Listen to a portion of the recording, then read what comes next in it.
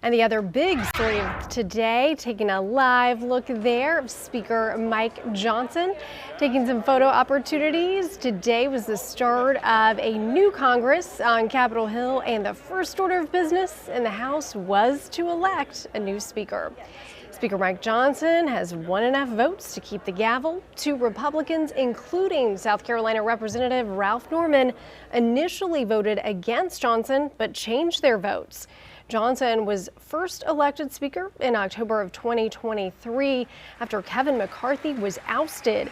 Now remember, McCarthy himself was elected at the beginning of the last Congress after 15 rounds of voting before he won a majority.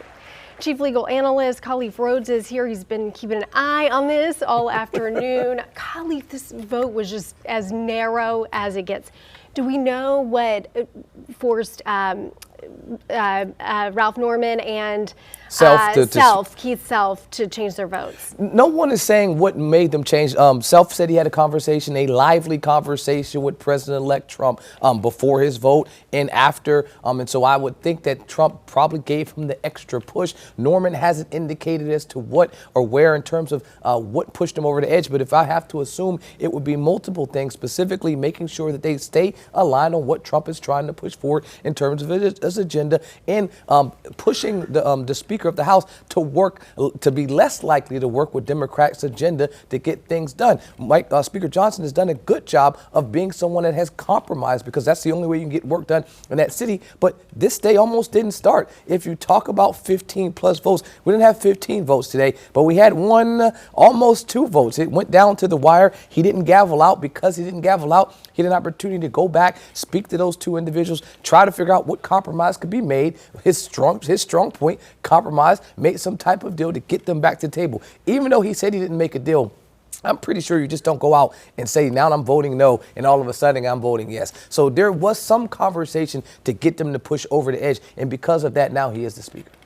Now, the vote was not pretty. You had those Republicans very divided. So, I mean, what does that say about things moving forward and getting things passed? I think it shows what we already knew. And I think Speaker Johnson talked about that in his initial speech. He said, look, we're going to do the business of the American people, and that we have to recognize there are certain things here that have to get done. And for us to get those things done, we have to be here and work together with folks that we may not agree with. Those are things that I want a speaker to say, to make sure that it won't always be my way. Sometimes I'll have to concede. Sometimes I'll have to concessions to go forward. But shoring up the border is something that he specifically said is important to doing day one. And I think he'll hold that to it. They have the numbers. They have the votes. He's talked about that in the days leading up, that, look, this is a new Congress. This is an opportunity for this 119th Congress to do something that the last one couldn't do, because we have a president, we have the House, we have the Senate. Now we have all three. Let's see what it looks like now as opposed to what it used to look like,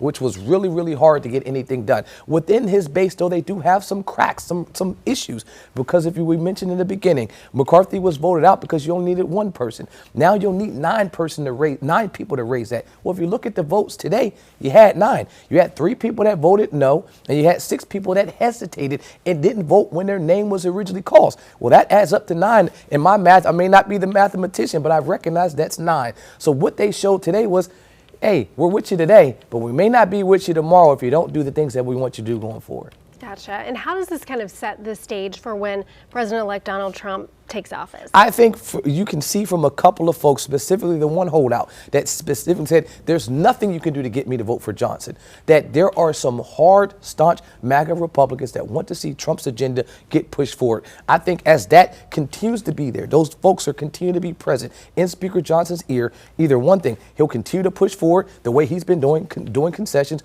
or you'll see this deadlock where it will be hard to get things done because they have a very, very, very narrow majority. This isn't a big majority, it's narrow. So if you get one defector, 2 defectors, nothing can get pushed through, because the Democrats, if anything, they're locked in step with their walk. 215 all supported Johnson. So I think or not Johnson, but Jeffries. So I think right now, as they move forward, Republicans need to ensure that they continue to do things that they did today, which stay together. They made sure that they shorted up in one vote, which was important. All right. Thank you so much, Khalif Rhodes.